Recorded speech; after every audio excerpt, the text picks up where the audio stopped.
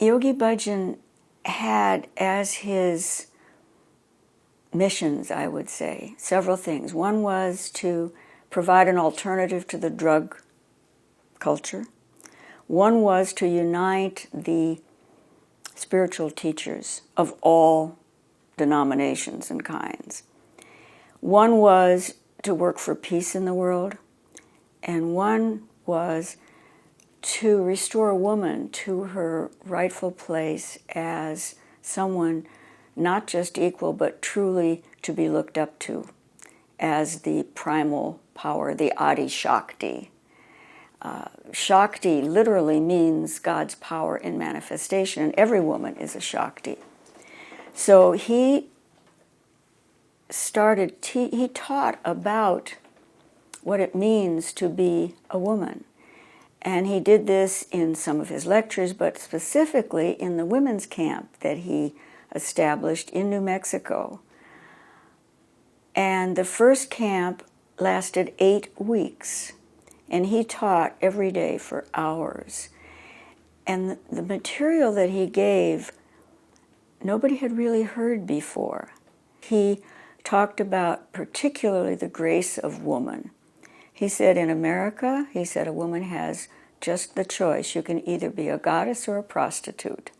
I mean, he was very blunt. Long before John Gray's Men Are From Mars, Women Are From Venus, Yogi Bhajan emphasized the major differences between male and female and talked about how we can't be in competition in a marriage, that we are supposed to be supporting and supplementing each other. He really emphasized that a woman has 16 times more power than a man, not necessarily physically, although in the first camps he had them jumping over fences and rappelling.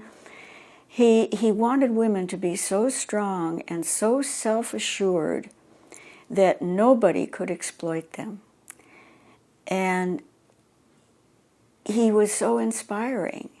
When a woman tells a man her problem, his instinct is to give a solution. When a woman tells a man her problem, she just wants sympathy. A woman will give sympathy, a man will try to solve it. We approach things differently. So I always tell my yoga students, it isn't just the hardware that's different, it's the software that's different. We are wired differently. And if you don't know that, you're going to fight. Women have the wrong expectations of men.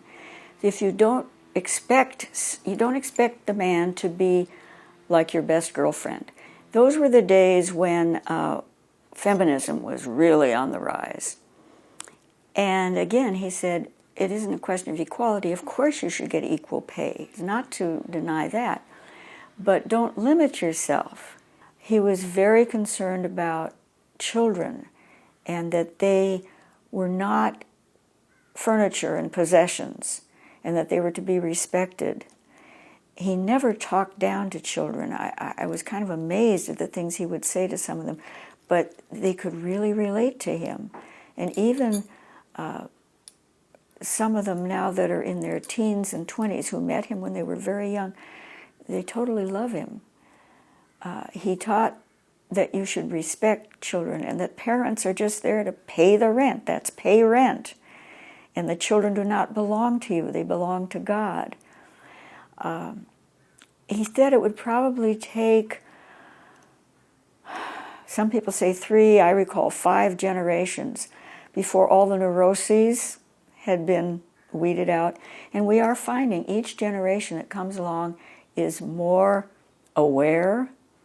And I have to laugh at the movies that are coming out now with these kids with these superpowers because he saw that coming. But he appreciated the children, and they would just flock to him, and he would see the potential. He also taught, and I don't know that it's a Sikh teaching, but it's a yogic teaching, that the embryo does not have the soul in it until the 120th day of pregnancy. And so it's at that time that he instituted the celebration of the entering the soul. But it's a celebration, not a baby shower. It's to honor the woman who is about to become a mother, which is highly respected function of, the maternal, the Adi Shakti power.